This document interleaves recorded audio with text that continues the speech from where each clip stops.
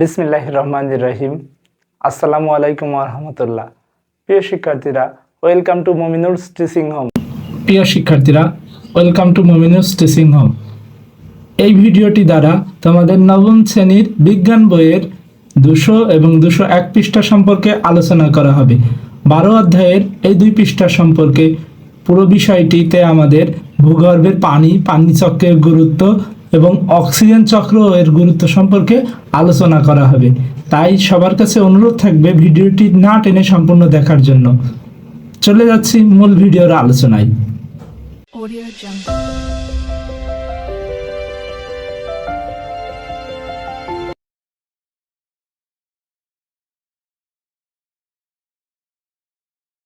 দুশো পৃষ্ঠায় আমরা শুরুতে ভূগর্ভের পানি সম্পর্কে আলোচনা করব। ভূগর্ভের পানি অর্থাৎ যে এই পানিটা আমরা মাটির নিচে পাই, অর্থাৎ মাটির নিচে এই পানির পরিমাণটা খুবই কম, তবে এই পানিটুকু থেকে বিশুদ্ধ এবং পানের উপযোগী পানি।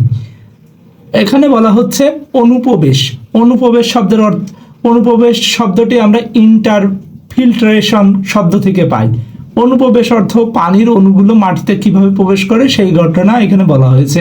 যে প্রক্রিয়ায় বৃষ্টির পানি মাটি চুইয়ে ভূগর্ভে ঢুকে যায় তাকে অনুপ্রবেশ বলে। সংজ্ঞাটা আমরা মুখস্থ রাখবো। যে প্রক্রিয়ায় বৃষ্টির পানি কি হয়, মাটি চুইয়ে, অর্থাৎ মাটির ভিতরে কি আছে, মাটি আছে, বালি আছে, কাদা আছে, এগুলোর ভিতর দিয়ে চুইয়ে ভূগর্ভে ঢুকে যায়, সেটাকে বলা হয় অনুপ্রবেশ। ভূগর্ভে কতটুকু জমা হবে সেটি নির্ভর করে পানি কত গভীরে প্রবেশ করেছে এবং সেখানে মাটির স্তর কি রকম এর ওপর। অর্থাৎ যেখানে দেখা যাচ্ছে গিয়ে পাহাড়ের স্তর থাকে সেখানে একরকম বৈশিষ্ট্য, যেখানে সমতল ভূমি থাকে সেখানে এক বৈশিষ্ট্য, যেখানে নদী বা খাদ থাকে, জল থাকে, সেই জায়গায় একরকম ভাবে মাটিতে প্রবেশ করে। অর্থাৎ ভিন্ন ভিন্ন পরিবেশে ভিন্ন ভিন্ন রকম আচরণ দেখতে পাই। সেখানে মাটির কি রকম তার ওপর ডিপেন্ড করে, অর্থাৎ মাটির রূপের ওপর সবগুলো নির্ভর করে। তারপর বলা হয়েছে পাথর কম পানি ধরে রাখতে পারে, অর্থাৎ পাথরের পানি ধারণ ক্ষমতা তুলনামূলক কম, সেই তুলনায় মাটি বেশি পানি ধরে রাখতে পারে। ভূপৃষ্ঠের অনুপ্রবেশ করা পানি মাটির নিচে গিয়ে অ্যাকুইফার গঠন করতে পারে। কেন পাথর কম পানি ধারণ করতে পারে জানো? পাথর যা পানি ধারণ করে সেটা বেশিরভাগ বরফ আকারে জমা করে এবং মাটি স্বাভাবিক পানিও জমা করতে পারে, এই জন্যই মাটির পানি ধারণ ক্ষমতা বেশি হয়। অর্থাৎ তোমরা বুঝতে পারছো ভূপৃষ্ঠের পানি থেকে জলীয় বাষ্প এবং সেই জলীয় বাষ্প থেকে মেঘ থেকে বৃষ্টি এবং তুষার, সেই বৃষ্টি এবং তুষার গলা পানি নদীতে প্রবাহিত হয়ে সর্বশেষ সাগরে পতিত হয়। অর্থাৎ এখানে যে ঘটনাটি বলা হলো এটা হচ্ছে পানি চক্রের কথা। আর পানি কি হয়, সাগর, পুকুর, নদী, নালা, খাল, বিল এগুলো থেকে বাষ্প আকারে কোথায় যায়, আকাশে যায় এবং আকাশে কালো মেঘ ধারণ করে। এই কালো মেঘগুলো একসাথে যখন অনেক জমা হয় সেগুলো থেকে ঘনীভবনের মাধ্যমে কি হয়, বৃষ্টিপাত হয় এবং এই বৃষ্টিপাতগুলো আবার সাগর, নদী, নালা, খাল, বিল এগুলোই এসে পড়ে। এভাবে পানি চক্র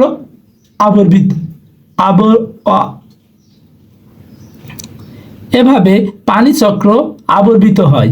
অর্থাৎ এইভাবে পানি চক্রটা চলতেই থাকে। যেমন তোমরা একটা ফটো দেখতে পাচ্ছ, পানি চক্রের বর্ণনা করা হয়েছে। পানি চক্রটা মানে কি একটা সম্পূর্ণ চক্র, অর্থাৎ এটা অনবরত চলতেই থাকে এমন। এরপরে বলা হয়েছে এখানে পানি চক্রের যে ধাপগুলোর কথা বলা হয়েছে সেগুলোর সুনির্দিষ্ট শুরু বা শেষ নেই। এগুলোর জন্য কোনো সময়ও বেঁধে দেয়া যায় না, কারণ পানি চক্র অবিরত ঘটে চলেছে, মানে এটা কোনো বাধাহীনভাবে চলতে থাকে। পানি চক্রের গুরুত্ব, পানি চক্রটা যে পরিবেশের জন্য কতটুকু প্রয়োজন, জীবের জন্য কতটুকু প্রয়োজন সেটাই এখানে বলা হয়েছে।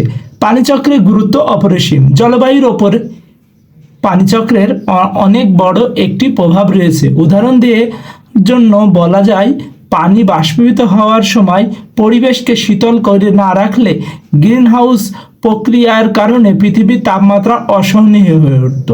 অর্থাৎ যদি বৃষ্টিপাত না হতো আমরা দেখো একটা বিষয় যদি চিন্তা করি, গ্রীষ্মের অতি গরম দাবদাহে আমাদের প্রচুর গরম লাগে এবং আমাদের সে অসহনীয় হয়ে যায় এই গরমের মাত্রাটা বাড়তে বাড়তে। তখন যদি বৃষ্টিপাত হতো আমাদের কত ভালো লাগতো। ঠিক একই হিসেবে গ্রীষ্মের পরেই বর্ষা ঋতু আসে, যার কারণে আমাদের গরমের অসহনীয় তাপমাত্রা থেকে আমরা কি হয়, পরিত্রাণ পাই। এরপরে বলা হয়েছে এছাড়াও পানি চক্র বাতাসকে পরিশুদ্ধ করে। আমরা জানি বাতাসের মধ্যে কি থাকে, অনেক ছোট বড় অণু কণা ধূলিকণা এগুলো থাকে। বৃষ্টিপাত হলে বাতাস থেকে ওগুলো কোথায় পড়ে যায়, ভূপৃষ্ঠে পড়ে যায়, অর্থাৎ বৃষ্টিপাতের কারণে বাতাসটা পরিশুদ্ধ হয়। উদাহরণ দেওয়ার জন্য বলা যায় বৃষ্টির ফোঁটা গঠনের জন্য পানির ক্ষুদ্র কণাগুলো ধূলিকণার ওপর জমা হয় এবং সেটিকে বায়ুমণ্ডল থেকে সরিয়ে পৃথিবীর মাটির ওপর নামিয়ে আনে। শুধু তাই নয়, বাতাসের ভাসমান অপদ্রব্যকে, এমনকি ভাইরাস বা ব্যাকটেরিয়াকেও বৃষ্টির পানি অপসারণ করে ফেলে, বাতাসকে পরিশুদ্ধ করে। অর্থাৎ বাতাস পরিশুদ্ধ করার একটা অন্যতম উপায় হলো বৃষ্টিপাত হওয়া। অক্সিজেন চক্র 12.6। আমরা সবাই জানি বাতাসে 78 মানে 78% ভাগ হচ্ছে নাইট্রোজেন এবং 21% হচ্ছে অক্সিজেন। অন্য সব গ্যাস মিলিয়ে আছে বাকি 1%। পৃথিবীর সবসময় কিন্তু বাতাসে এই পরিমাণ অক্সিজেন ছিল না। প্রায় 4.6 বিলিয়ন বছর আগে পৃথিবীতে সাইনোব্যাকটেরিয়া সালোক সংশ্লেষণ করে অক্সিজেন তৈরি করা শুরু করে এবং প্রায় 300 মিলিয়ন বছর আগে পৃথিবীতে অক্সিজেনের পরিমাণ বর্তমানে এসে পৌঁছায়। একটা জিনিস এখানে বোঝার আছে, পৃথিবী যখন সৃষ্টি হয় তখন পৃথিবী কিন্তু এমন সবুজ শ্যামল ছিল না।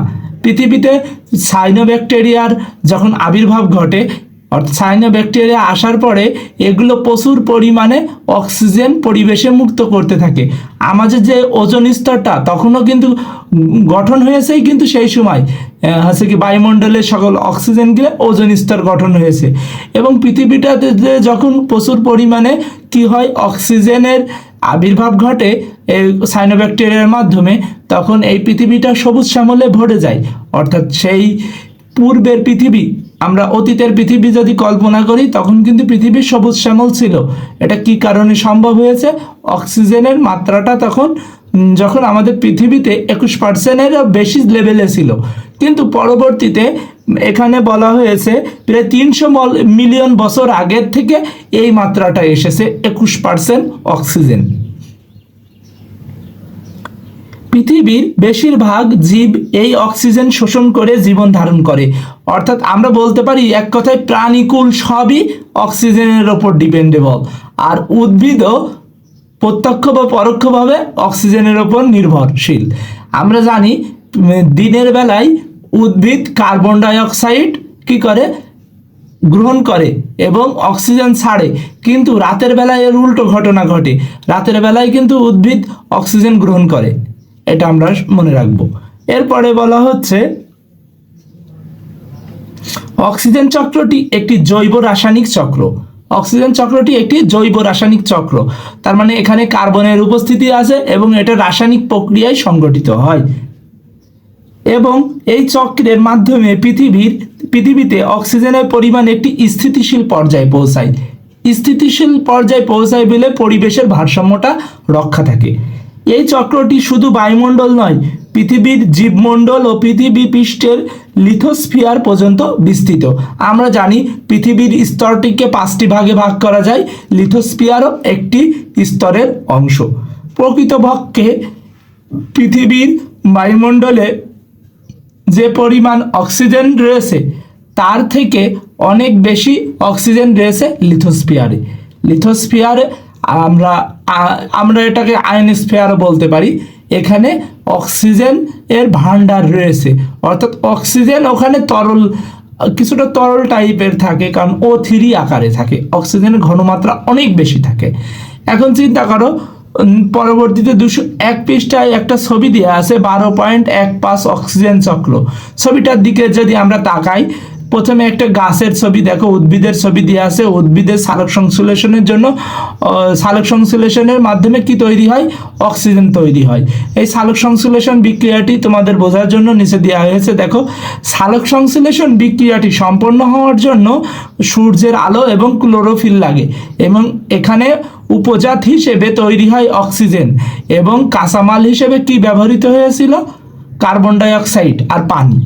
এরপরে দেখো, পরবর্তীতে বলছে সূর্যের পর থেকে দেখা যাচ্ছে বায়ুমণ্ডল দেখাচ্ছে, বায়ুমণ্ডল থেকে চারপাশে বায়ুমণ্ডল, প্রাণী ও গাছপালা অক্সিজেনের শ্বাস নিচ্ছে এবং কার্বন ডাই অক্সাইড ত্যাগ করছে, যেটা আবার উদ্ভিদ গ্রহণ করছে। এইভাবে অক্সিজেন চক্রটি সম্পন্ন হয়। দেখো, এই চক্রের ভিতর যদি কোথাও গ্যাপ থাকতো তাহলে এটা অবিরত চলতো না। এটা যেহেতু সম্পূর্ণ একটি চক্র, তাই এটা অবিরত চলে। সম্পূর্ণ চক্রগুলোই অবিরত চলতে থাকে পৃথিবীতে। অক্সিজেন চক্রকে 3 ভাগে ভাগ করা যায়। 201 পৃষ্ঠায় শুরুতে বলা হচ্ছে অক্সিজেন চক্রকে কয়টি ভাগে ভাগ করা যায়? 3টি ভাগে। আমরা দেখব এখন ভাগগুলো কি কি। প্রথম ধাপে পৃথিবীর সকল সবুজ উদ্ভিদ সালোক সংশ্লেষণ প্রক্রিয়ার জন্য বায়ুমণ্ডলের কার্বন ডাই অক্সাইড গ্যাস গ্রহণ করে এবং নিজেদের জন্য খাদ্য তৈরি করে উপজাত হিসেবে অক্সিজেন ত্যাগ করে। আমরা জানি বিক্রিয়ার শুরুতে যেটা হয়, যে উপাদানগুলো নেওয়া হয় সেগুলোকে বিক্রিয়ার কাঁচামাল বলে, এবং বিক্রিয়ার শেষে যেগুলো উৎপন্ন হয় সেগুলোকে বিক্রিয়ার উপজাত বলে। এগুলোকে আমরা আরেকটা নামেও ডাকতে পারি উৎপাদ, আর বিক্রিয়ার শুরুগুলোকে আমরা বিক্রিয়কও বলতে পারি। এরপরে বলা হচ্ছে দ্বিতীয় ধাপে সকল শোষণকারী জীব তাদের শোষণের জন্য অক্সিজেন গ্রহণ করে। শোষণ অর্থ আমাদের শরীরে, আমাদের যেসব প্রাণী তাদের উদ্দেশ্যে বলছি, প্রাণীর শরীরে যে খাদ্য থাকে এই খাদ্যটা কোষের ভিতর জারণ প্রয়োজন হয়, অর্থাৎ খাদ্যটা কোষের ভিতর যখন জ্বলে অক্সিজেন সংযোগে, তখন সেই খাদ্য থেকে শক্তি উৎপন্ন হয়। প্রাণী এই শক্তির ওপর নির্ভর করে বেঁচে থাকে, আর তাই এটা সম্পন্ন করতে অবশ্যই অক্সিজেনের প্রয়োজন। সেই অক্সিজেনটা প্রাণী কোথা থেকে নেয় বা জীব কোথা থেকে নেয়?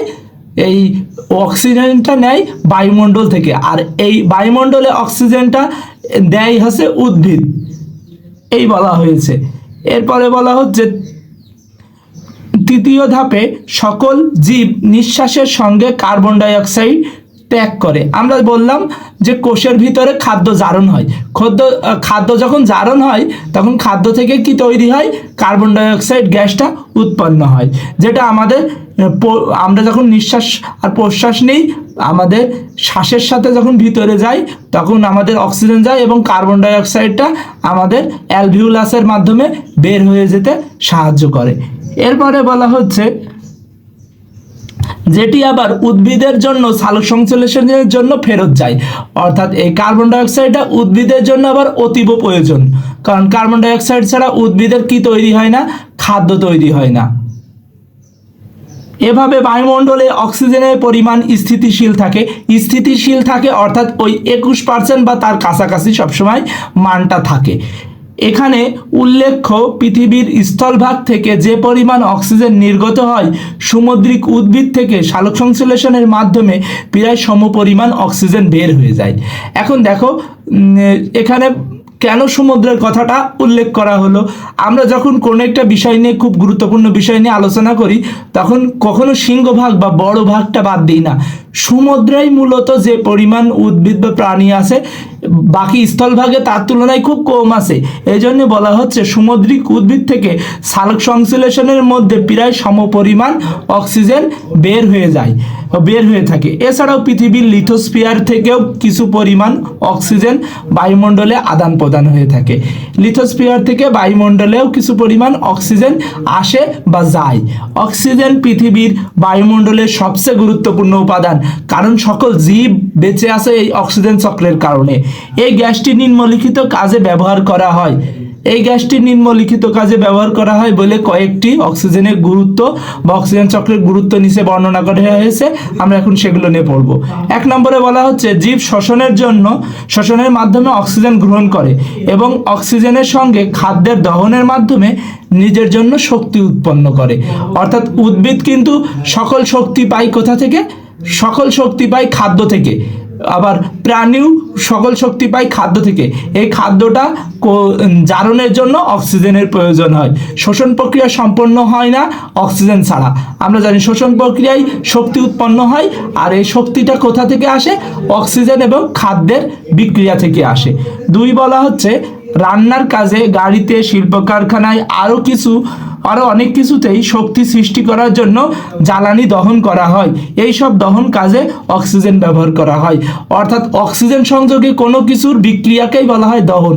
দহনের মাধ্যমে প্রচুর পরিমাণ কার্বন ডাইঅক্সাইড উৎপন্ন হয় এবং কিছু পরিমাণ শক্তি উৎপন্ন হয় বা অন্যান্য শক্তির রূপান্তর ঘটে, যেগুলো আমাদের বিভিন্ন রকম কাজে ব্যবহৃত হয়। আমরা যেমন অনেক রকম শক্তির নাম পড়েছি, বিদ্যুৎ শক্তি, তাপ শক্তি, শব্দ শক্তি, এগুলো সবই উৎপন্ন হয় অক্সিজেনের সাথে বিক্রিয়া করার ফলে। এরপরে বলা হচ্ছে 3 নম্বর পয়েন্ট, পরে পৃষ্ঠায় 202 পৃষ্ঠায়, পানিতে দ্রবীভূত অক্সিজেন গ্রহণ করে জলজ প্রাণীরা জীবন ধারণ করে। অর্থাৎ আমি বলেছিলাম লেকচারের শুরুতেই, প্রাণী কখনো অক্সিজেন ছাড়া বাঁচে না। একটা মজার বিষয় দেখো, সৃষ্টিকর্তা সেই জিনিসগুলো আমাদের জন্য ফ্রি করে দিয়েছে যেগুলো আমাদের জীবনের জন্য অত্যাবশ্যকীয়। অর্থাৎ এই জিনিসগুলো ছাড়া আমরা বাঁচবো না। সেই প্রাণীদের জন্য সেজন্য পানি, তারপরে কি অক্সিজেন, এগুলো সব ফ্রি করে দেওয়া হয়েছে। এরপরে দেখো 4 নম্বর পয়েন্টে বলা হচ্ছে জৈব বর্জ্য পদার্থ পচন প্রক্রিয়ায় অক্সিজেন ব্যবহৃত হয়। অর্থাৎ আমাদের এই সমগ্র সৃষ্টি জগতে এ পর্যন্ত কম প্রাণী মারা যায়নি।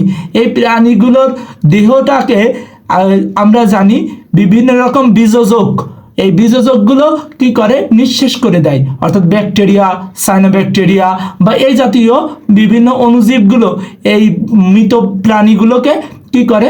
পুরো দেহটাকে শেষ করে দেয়, মাটির সাথে মিশিয়ে দেয়। মশ আছে, এগুলো কাজ করে। কিন্তু এই কাজটা করতে সাহায্য করে বায়ুমণ্ডলের একটা গ্যাস, গুরুত্বপূর্ণ গ্যাস, সেই গ্যাসটার নাম অক্সিজেন।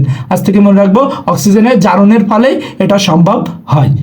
এতটুকুই আলোচনা ছিল তোমাদের 201 এবং 201 পৃষ্ঠা নিয়ে। সবাই ভালো থেকো, সুস্থ থেকো, মন দিয়ে পড়াশোনা করো। আসসালামু আলাইকুম ওয়া রাহমাতুল্লাহি ওয়া বারাকাতুহু।